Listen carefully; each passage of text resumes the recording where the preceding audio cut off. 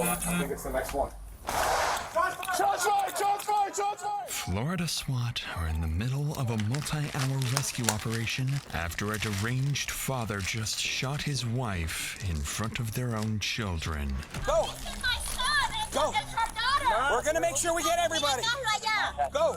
He's got a rifle, okay? He got a rifle? As far back as you can go. In the middle of this chaos, police are racing against the clock to save the wounded mother trapped inside, leaving them with no choice but to get creative, even if it means using the shooter's own children to bring the standoff to an end. He already said he's not coming out until you guys kill him. Oh yeah, he's in the hallway. He shot the drone. Hold back! Come on. Help me! I don't want to die! That was quite the statement. Hold on. It's approximately 6 p.m. on a Saturday evening in an upper-class lakefront neighborhood in St. Cloud, Florida. Inside one of the homes, a heated argument erupts between 48-year-old Jose and his wife Lizvette, one that's about to completely spiral out of control. Bicycle. 911, what's the address of the emergency? I think my dad just shot himself, bro.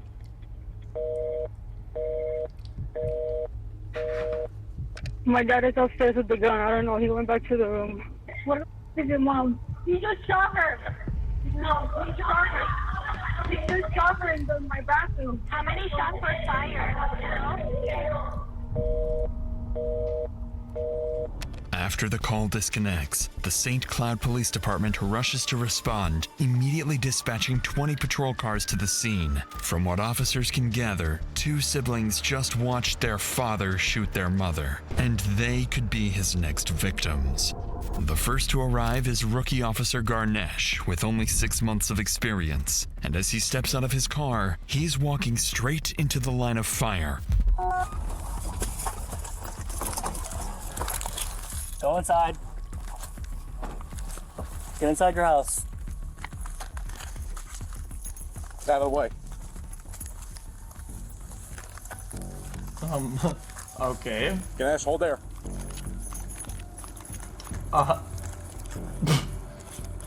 Have the 1027 and the neighbor step out and come immediately north. All the way at the corner on the left is going to be the target residence. 1027 is one house to the north. One house towards us. Officer Garnesh and his partner The reason to get out of the way is the people that were already going past are them. Like, positioned roughly I mean, 70 getting in the house feet away makes from sense, the but active like, shooter's house, waiting for backup. Moments later, additional units arrive, along with K-9 quickly surrounding the home from both the east and west. Leading the operation is Sergeant Patrick Mannix. With nearly a decade in law enforcement and awards including Hero of the Year, he's earned a reputation for doing whatever it takes to protect innocent lives. Holy. So, knowing a civilian Hero of the hostage Year. may be critically wounded inside, Mannix understands the clock is working against him. So he quickly devises an extremely bold strategy, completely unaware of the danger he's about to send his men directly into.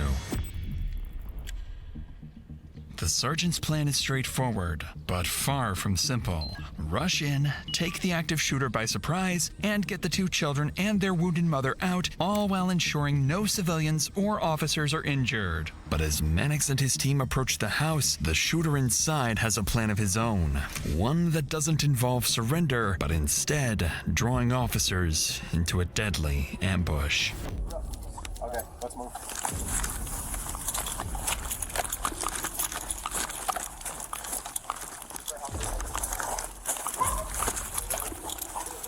This house should be the 1027.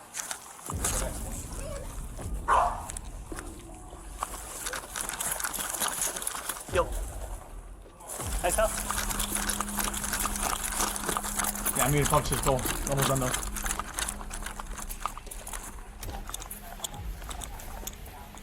St. Cloud Police Department, make yourself known! Hold on, I think it's the next one. Shots fired! Shots fired! Shots fired! Shots fired! Pull back!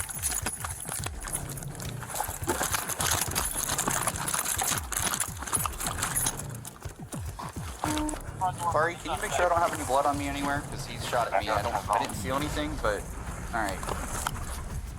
The The shooter fires, but the round strikes the door instead, miraculously missing Sergeant Mannix by less than an inch. But as Mannix and his men retreat to cover, a critical problem remains. Officers have yet to secure the south side of the property, which leads directly into a nearby park. However, rushing over there now would expose them to gunfire from the numerous windows surrounding the home. So, faced with this reality check, Mannix is forced to rethink the strategy from the ground up.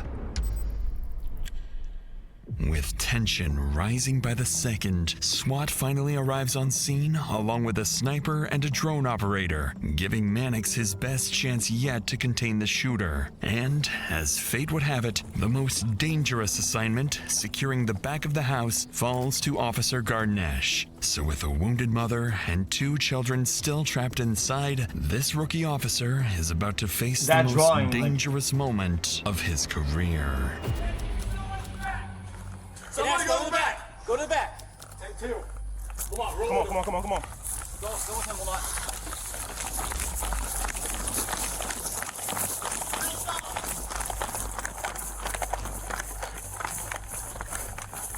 Well, these walls are made out of literally paper. Like the place is safe, like nowhere. Let's be honest. There's a fence back here. Around those stupid houses. Back here. That's me. 51.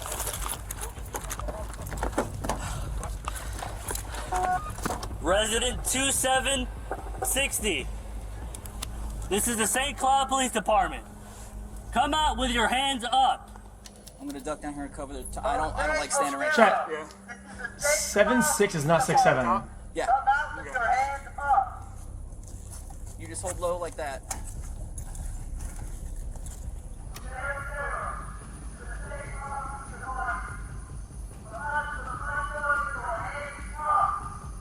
As Officer Garnesh continues issuing commands, SWAT has now surrounded the house from all directions, while a sniper maintains visual on the front entrance. And for the first time since the standoff began, police finally have gained the upper hand. With the standoff closing in on the 1-hour mark, one officer decides it's time to deploy a drone, hoping to locate both the shooter and the wounded victim inside. But what seems like a smart tactical move is about to escalate the standoff even further.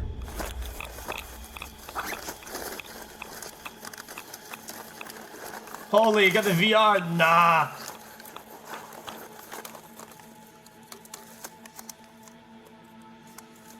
I'm getting ready to put the drone up. Come on. Do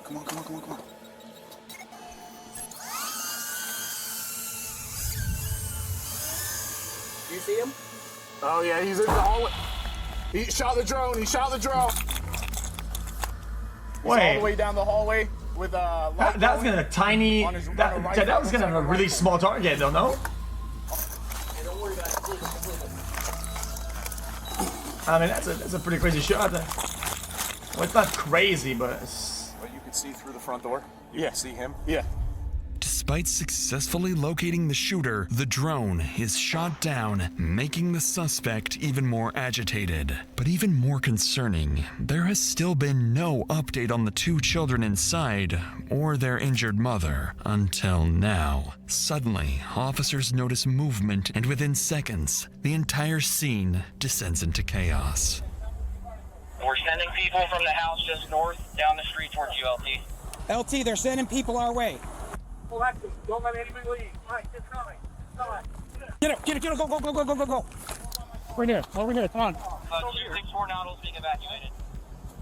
Stay right here, buddy, stay right here. Go. We're gonna make sure we get everybody. Go.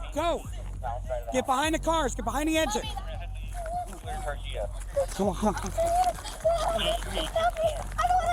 You're not going to. Stay with me. Stay behind this. He's got a rifle, okay? You got a rifle? As far back as you can go. Please, just stay behind vehicles. Amid the chaos, officers successfully evacuate the captive children and nearby families, rushing them behind cover several houses away. A 10-year-old boy and his 24-year-old sister tell officers that the shooter inside is their father, Jose Fontanez. It's not close overreacting. Like, you need to contextualize this. Like they know the guy has a rifle, has shot multiple times, right? And maybe it's gonna end into a full-on shootout. These rifle bullets will go through a bazillion walls. Like, this could kill like neighbors, like multiple houses away. The woman who was shot is their mother, Lisbeth Figueroa. And despite being terrified and shaken, both children are still willing to help, unaware they're about to become the key to the entire operation. With time quickly running out for the children's mother, Sergeant Mannix shifts his focus towards making direct contact with Jose, hoping negotiators can convince him to surrender before anyone else gets hurt. But interestingly, officers are about to realize the only people capable of reaching the father and finally bringing the standoff to an end are his own children. Are we trying to get that number for him? I keep doing them. They keep asking for it, but I don't know if they ever came through. I'll find out. Thank you. LT, do you want to put a page out to patrol and have everybody? The officer was telling me, the one that is outside my house, I'm the next door neighbor. He was telling me that if we got his phone number. So who knows Jose Ortega? They are his kids. Okay, does anyone have a number for Jose? Yes. Okay, can I get the number? T-shirt should have it. What does your dad do? What is his job? He builds like boats. Okay, how many guns does he have? They have one that said they had a license for. Is it a pistol, a rifle? I'm not sure. It's a Handgun, bigger gun? Yeah. Handgun? Okay. Yeah, Harrison, right. Does he have any military experience? no. Thank you. And where are you at? Alright, thank you. Give me 1 sec, stay right here, okay? Wait, As in construction, he has one. wait. single The kid did handgun. a diss motion, and then he spoke for him and said a handgun. The kid didn't say anything. He said, "Yeah, I'm confused. I don't even know." They said, I think, mom, but I'll double check. Find out who I've got his number. Okay. Who's supposed to be in the house? It looked to me more like a rifle type of Okay, gesture. so only people in there right now should be your mom and your father. Yes. Thanks to the rescued children, police have now learned crucial information about Jose, not least his phone number. So with a direct line to Jose finally established, negotiators would attempt to initiate contact, only to encounter an obstacle they never saw coming. If you want to try and make contact, that's fine. I don't know if he'll answer. I doubt. He said mom or daughter said she wasn't answering to him. We'll try. But hey, Jose. This is Patrick at St. Cloud Police Department. How you doing? I believe we have one to 40 out. Jose, can you hear me? No English? Okay. Any English at all? Sure. What do you need? You need Spanish? Okay. Un momento, okay? He was shooting at the house. To our Does neighbors. your dad speak any English? He doesn't speak any English. Jeez. All right. All units on task. I need one Spanish officer to my position and not one cadet for Un momento, por favor. I can get Senor. Cologne to you. I'll send him now. When we get an next one, let's have them come up and fill here. I'll cover for now. All right. Just as officers believe they're finally making progress, they discover their suspect doesn't speak any English. It was already a stroke of luck that Jose answered the officer's call in the first place. But now, they're forced to wait even longer for Officer Colon, a Spanish-speaking officer, to arrive on scene. While they wait, investigators can't afford to sit Wait, in Florida, and they have to wait. They have 10 cars, and they have to wait for somebody to come in that speaks Spanish. No shot. That's cap. still, That so they turn sounds back to the cap. children for answers. Because if they can uncover Jose's motive behind all of this, they may be finally able to understand how exactly to stop him. But before we get to that, I used to just keep all my money in my bank account. And now, chat, I keep it under my mattress because taxes are so high, I'm on my last leg. I don't give a shit. Officers are about to uncover crucial information that will finally shed some light on Jose's motives. So you two were the only ones in the actual house at the time? Yes. Okay, who called 911 originally? We all, and then I was like, So originally, who was the first person to call though? I really don't know. I Chat, just I put my things in the oven. I Okay, heard. so you two were in the house with mom and dad originally. You guys heard shots and then you guys left, or I ran upstairs. You were screaming for my name. He shot him in front of me. what did you see exactly? I saw my mom running, telling him to stop. him behind there. I don't understand what's going on. Honestly, I thought it was a fake gun that he was shooting her with. Until I saw her in the blood. She had a trip tomorrow to go to California for work. So I had to do her nails. We were talking, and she was telling me about fighting, and why he was fighting, that he was accusing her of cheating, like always. According to Jose's daughter, the attack on their mother was the result of weeks of paranoia over Lizvette's alleged affair with her boss. Paranoia that became so intense, Jose had begun stalking Lizvette and even secretly placing recording devices in the home. And with that, detectives realized that if Jose is capable of snapping and shooting someone over unconfirmed accusations of cheating, reasoning with him will be incredibly difficult, even with a Spanish translator present. Nevertheless, they have to try.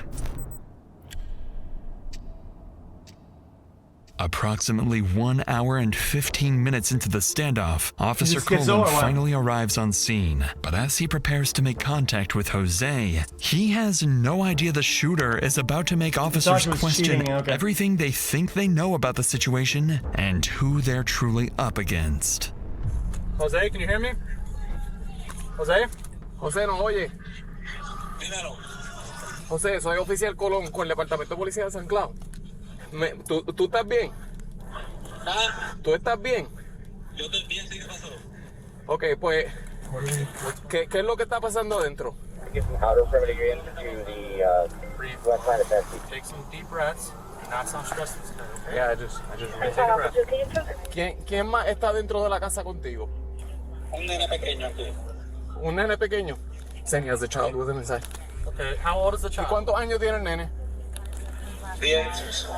¿Y cómo se llama el niño de 10 años? 5. Ok, José, ¿tú puedes caminar hacia afuera de la casa, donde nosotros? ¿Para qué? ¿Para que me cojan? No es para que te cojamos, es para hablar contigo sobre lo que está pasando, porque no sabemos. José, escuchamos algunos disparos. Lo que queremos saber es que esté todo el mundo bien, y para cerciorarnos de eso queremos ver a todo el mundo, ¿entiendes? Esta es la televisión que está prendida. ¿Esa es la televisión que está prendida?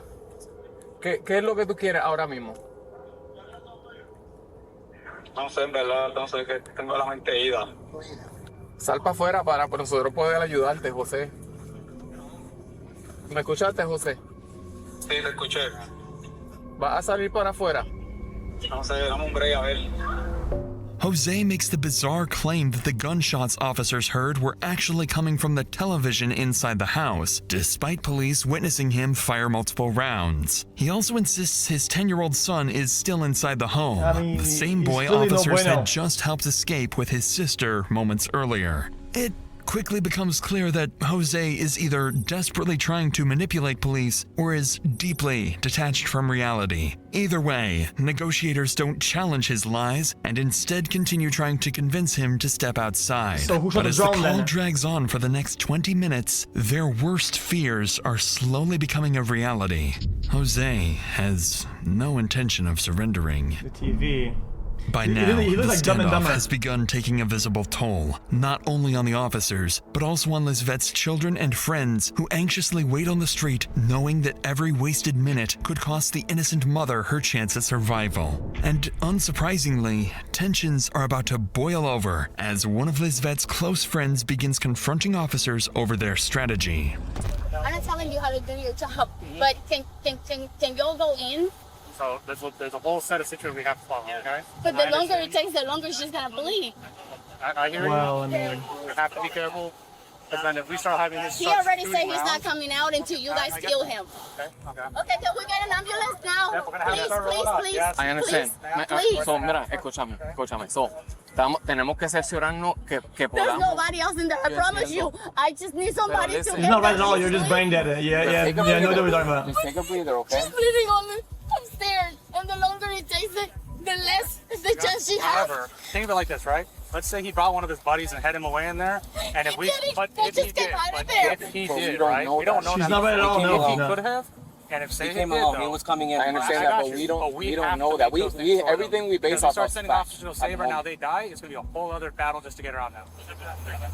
As officers desperately try to calm the furious crowd, negotiations with Jose appear to be going nowhere. So Mannix begins. It's an emergency, right? But if they don't take any of the precautions and they don't do a protocol and don't handle it properly, then 3 of them get shot, and now you have 4 emergencies. Okay, and they probably already have medics on the scene for 1, right? A bit further away because they don't bring medics in an active scene. There's an active shooter. You're brain dead. You're wrong about everything. Stop talking. Coordinating tactical preparations for the worst-case scenario. Believing Jose is becoming increasingly restless inside the house, and with no update on Lisvette's condition, a dangerous confrontation may soon become unavoidable. They should have barricaded Their that next off. moves must ensure the victim is saved, no officer is injured, and ideally that the suspect is taken into custody alive. Hey, with the 3 of us here, let's go over assignments in case he does come out. Okay. Because we are contact here. Yep. All right. I need I'll one. drop and go hands. I need 1 lethal. I need 1 hands and 1 verbal. I'll do verbal. Waiter's got verbals. I'll You take. got lethal. I'll I'll hold go lethal. hands. So here's how this is going to work. If he does come out and he does start walking this way, Porterfield, you're going to stay deadly. Cologne, you're going to switch to less lethal. Jess, you're going to go hands with him. Got it? Yes. And you're going to go voice. Jose Montero. This is the St. Cloud Police Department. Come out the front door with your hands up. You know what kind of rifle is it? A loud one. All right, and so whatever we do, we are not leaving this position. Got it? Even if he comes out, runs back in, we are not leaving. What was that, Wager? I said if he starts fighting with him on the ground and he... So what's the point of having verbal if he doesn't speak Spanish? I'm gonna send this taser. With Sergeant Mannix's plan Senor, now set in motion, senor, officers senor, hold their please. positions, waiting for the green light on whether Jose will surrender or whether they'll be forced to escalate the situation and make entry. I'm just saying, everything Unbeknownst they to say, Sergeant everything they Mannix, say. he's no longer at the center of what happens next, as the final phase of the standoff is about to be initiated not by him, but by Jose's own son. At this point, with Jose continuing to resist police commands, his daughter attempts to call him herself, desperately trying to convince him to surrender, but the call goes unanswered. Then Jose's 10-year-old son tries calling him, and this time, the call connects. The father and son speak for several minutes before Jose suddenly hangs up. Although it's unclear exactly what was said, moments later, Jose calls officers back with an update they never saw coming. José, ¿me oye? Oficial Colón otra vez. Ok, ¿estás bien? Sí. ¿Por qué tú...? Yo me voy a entregar. ¿Te vas a entregar? Sí, yo voy a salir, me voy a entregar. José, hazme caso. Cuando salga para afuera, sal con las manos arriba, ¿ok? ¿Tengo la pistola aquí? Deja las pistolas ahí mismo. Okay. Vas a salir por la that's puerta de worrying. frente sin armas, sin nada, ¿ok? Si te puedes quitar la camisa, mejor todavía. Against all odds, Jose suddenly says he's ready to surrender. With adrenaline racing for everyone on the scene, But he said, "Do I leave officers the guns hold their behind, position though?" from all directions, while the sniper watches over the front entrance, anxiously waiting for Jose to emerge. But after everything that's happened, police have no way of knowing whether he's telling the truth or setting up one final ambush. Only wager on verbals. It couldn't be an ambush though. Only could it? wager on verbals. Only wager on verbals. Stay off PA once he makes his exit. Stay on zero. This is the St. Cloud Police Department. Come out to the front door with your hands up. Face away from me! Stop! Face away. Stop! Hey, you guys shut it off!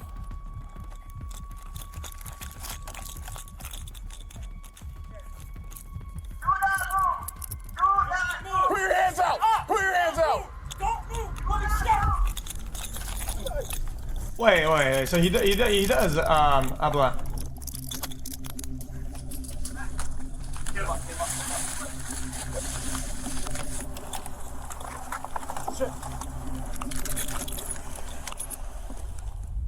After nearly 2 hours of gunfire, failed negotiations, and uncertainty, Jose finally surrenders and is placed in the back of Officer Garnesh's patrol car to be transported to the St. Cloud Police Department. But even with the shooter out of the picture, the scene is far from over. With the children's mother still somewhere inside the house, officers finally prepare to make entry, only to realize they're too late.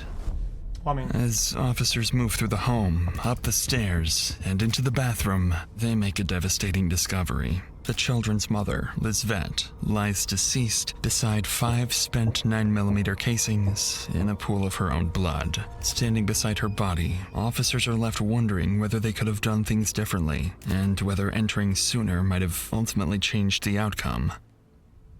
As the scene is being secured, Jose has already arrived back at the station and is placed inside an interrogation room. Interestingly, as he waits for a Spanish translator to arrive, he lies across the table as though he is the victim, the one who has been wronged. When the translator finally arrives, Jose largely confirms the story detectives had already heard from his daughter. According to Jose, 2 weeks earlier, he placed a recording device after becoming convinced Lizvette was cheating with her boss. Jose claims he heard another man's voice on the recording. Joe, what is going at?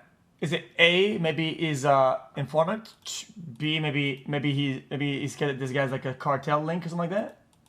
Maybe fueling his paranoia and rage up until the day of the shooting, the same day Lizvette was preparing to leave for a work trip. We don't know though everything Jose about this admits case, to shooting his wife, perhaps most revealing of all, he tells detectives he never retrieved the weapon from the bathroom because he didn't want to look at her. Following this harrowing interrogation, Jose is charged with first-degree premeditated murder, along with 2 counts of attempted first-degree murder of a law enforcement officer. As of June 2026, he remains in custody, awaiting a trial date. And while this case left Florida shaken with how jealousy and insecurity transformed a father of 2 into a cold-blooded killer, our next case takes us to Maryland, where a soon-to-be father unleashes a level of evil that investigators still struggle to comprehend. Inside this gas station, Tori is in the middle of a heated argument with a clerk after refusing to pay for an iced tea. And this is where all hell breaks loose.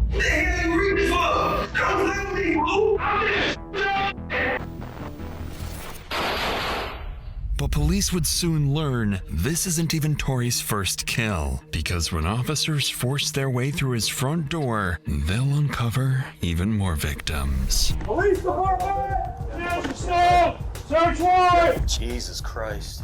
Could this be Mom? You don't want to go back there if you don't have to. It's pretty bad. This one right here.